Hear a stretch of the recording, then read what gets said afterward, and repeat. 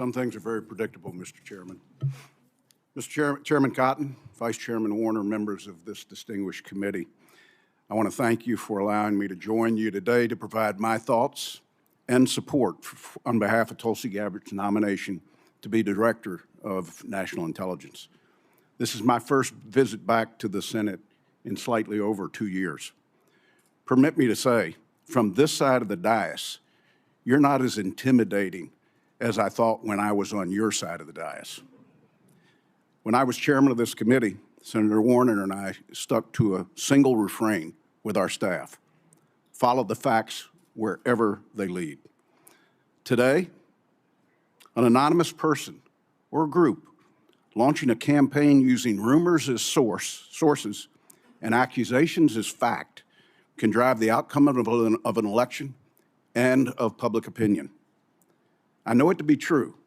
Remember, I sat in your chair for the Russia investigation, where we found much of the influence to be the result of fictitious narratives driven by Russia. Now, some of you may be wondering, why do I support Tulsi Gabbard, and why am I here to introduce her as a nominee? I've experienced firsthand a coordinated attempt to influence this nominee's support in the United States Senate and with the American people.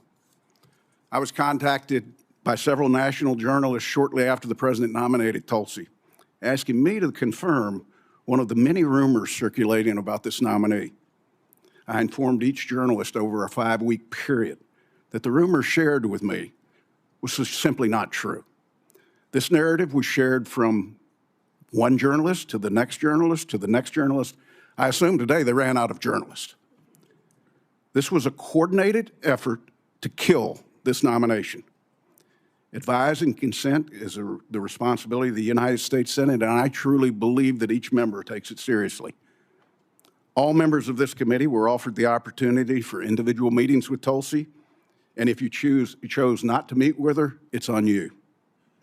I've done my homework, and here are the facts. Tulsi Gabbard's historic life began at birth. She's the first American Samoan-born member of Congress, period.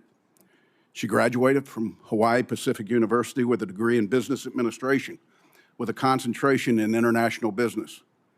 In 2002, at age 21, Tulsi became the youngest woman in America ever elected as a state representative. That was not enough. In 2003, she joined the Hawaii National Guard. When deployed, in her re-election, her opponent raised the issue, could you serve the people that elected you if, in fact, you were deployed? What did Tulsi do? She withdrew from her re-election campaign in order to continue to serve our country in the war on terror. This would not be the first or the last time Tulsi put her country above her career. After multiple deployments and serving in the Hawaii City Council, she was elected to the United States House of Representatives, where she served 4 terms.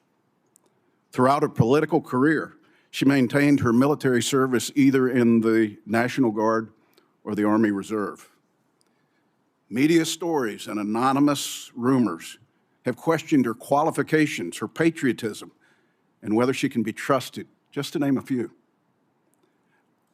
I refuse to question the qualifications of a woman who's worn the uniform of her nation for 22 years and never taken it off. No fewer than 5 times has the Department of Defense reviewed her security clearance and extended it. Every single time.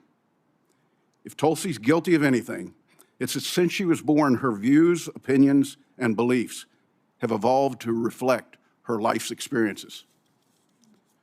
Winston Churchill once said, "Those that never change their minds never change anything."